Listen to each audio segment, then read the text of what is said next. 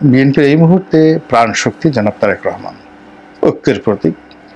এখন তারেক রহমানকে মাইনাস করতে হবে।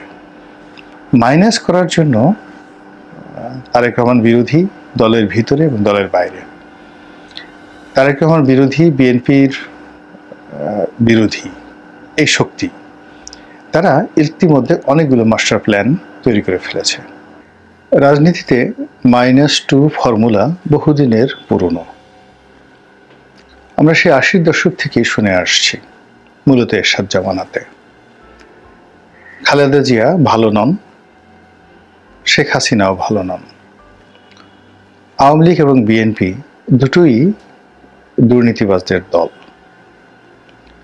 এ দুটি দলের যে প্রতিষ্ঠাতা বঙ্গবন্ধু শেখ মুজিবুর রহমান এবং শহীদ প্রেসিডেন্ট জিয়াউর রহমান, কৌশলগত কারণে আওয়ামী লীগ এবং বিএনপির যারা জাতশত্রু, তারা এই দুজনকে কলঙ্কিত করেন না।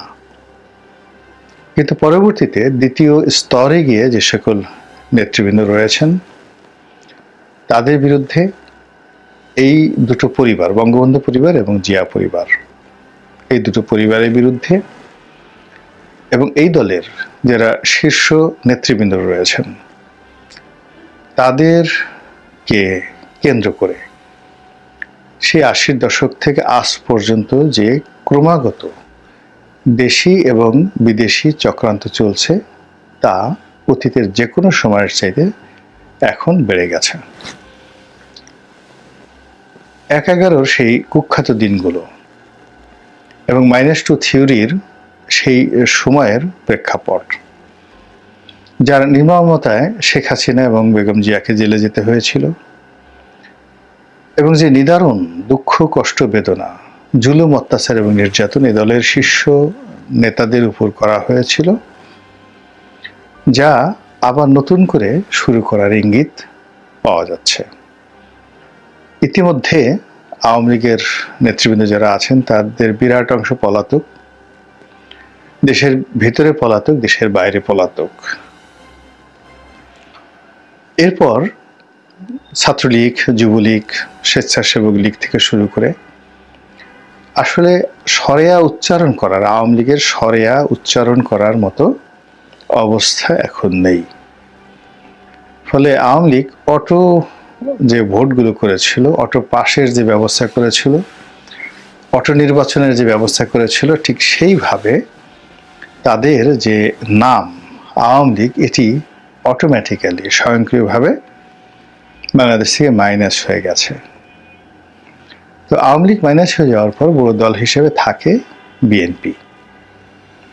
এখন এই বিপ্লব পরবর্তী সময়ে রাতারাতি বিএনপিকে আক্রমণ করাটা খুব সহজ বিষয় ছিল না, কিন্তু ইদানিংকালে যেটা মনে হচ্ছে, বিএনপির যারা প্রতিপক্ষ, যারা বিএনপিকে বঞ্চিত করলেই ক্ষমতায় আসতে পারে, ক্ষমতায় টিকতে পারে, থাকতে পারে, তারা বুঝে গেছে যে বিএনপিকে যদি মাইনাস না করা যায় তাহলে তাদের অস্তিত্ব থাকবে না। 2 নম্বর হলো যে বিএনপিকে মাইনাস করার জন্য যে শব্দমালা, ম্যাটিকুলার যে শব্দটি ব্যবহৃত হচ্ছে, অর্থাৎ অঙ্ক কষে কষে পূর্ব পরিকল্পনা অনুযায়ী এই দলটিকে কি করে অমাবস্যার বা অমানিসার ঘোর অন্ধকারে ফেলা যায়। এই দলের বিরুদ্ধে, সাধারণ মানুষের বিরুদ্ধে যে ক্ষোভ বিক্ষোভ রয়েছে, অর্থাৎ এই দলের বিরুদ্ধে সাধারণ মানুষের যে ক্ষোভ বিক্ষোভ রয়েছে, সেইগুলোকে কি করে উস্কে দেয়া যায়, কত দুর্নাম এবং বদনাম করা যায়, তা গত 3 থেকে 4 মাস ধরে আমরা দেখতে পাচ্ছি। আমার কাছে মনে হচ্ছে যে এই মুহূর্তে আওয়ামী লীগ যদিও পালিয়ে আছে, তারা সামাজিক মাধ্যমে, সোশ্যাল মিডিয়াতে সবচেয়ে বেশি অ্যাক্টিভ, ইভেন বেটার দ্যান জামাত। একটা সময় জামাতকে এই লাইনে কিংবদন্তি মাস্টার বলা হতো।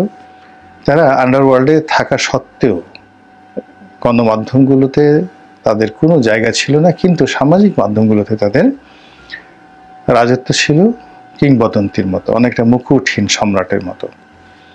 জামাতের বাঁশের কেল্লা, আরও অনেক নামে যে সকল পেজ, যে সকল ব্লগ রয়েছে, সেখানে তারা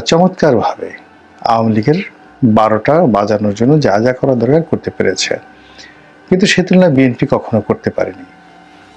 তো জামাতের সেই যে সামাজিক মাধ্যম কেন্দ্রিক তৎপরতা, সেটাকে মোকাবেলা করার জন্য প্রায় 20,000 কর্মীর একটা বিশাল সাইবার বাহিনী, সাইবার যোদ্ধা তৈরি করে এসেছিল আওয়ামী লীগ ক্ষমতায় থাকাকালীন অবস্থায়।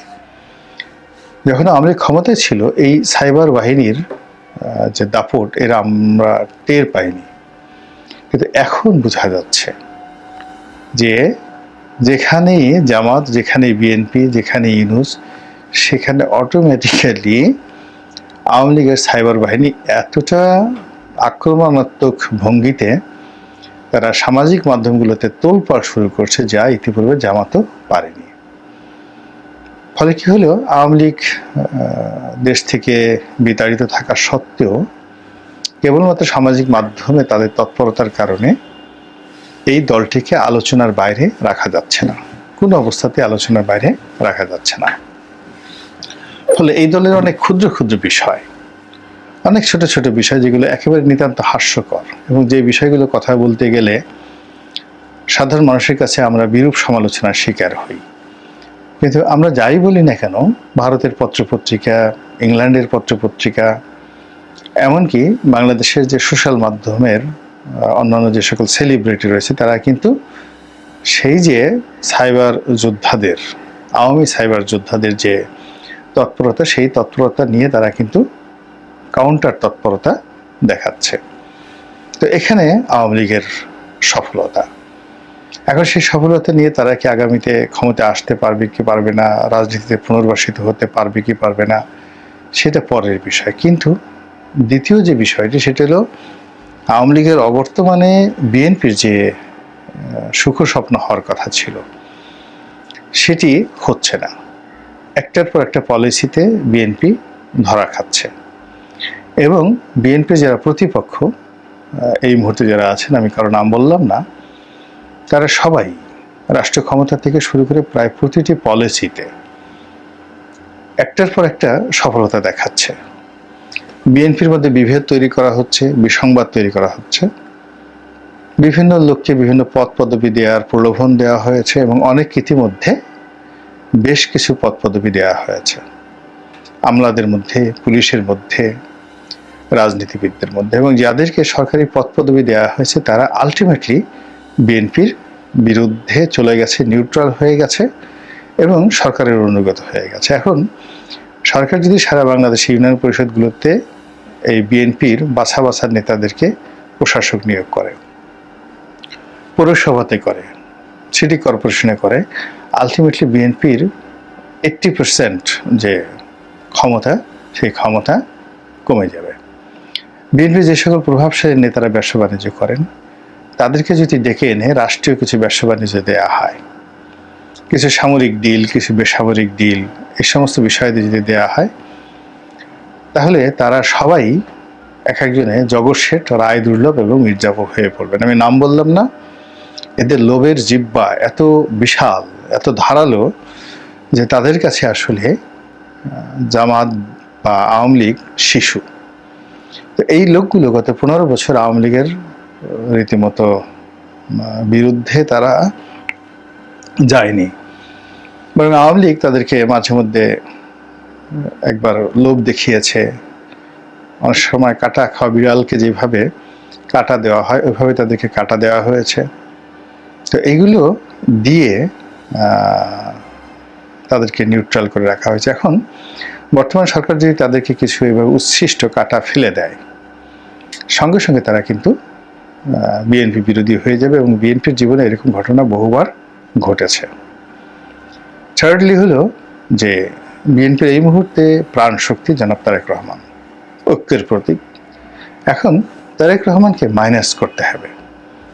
মাইনাস করার জন্য তারেক রহমান বিরোধী দলের ভিতরে এবং দলের বাইরে, তারেক রহমান বিরোধী, বিএনপির বিরোধী এই শক্তি, তারা ইতিমধ্যে অনেকগুলো মাস্টার প্ল্যান তৈরি করে ফেলেছে।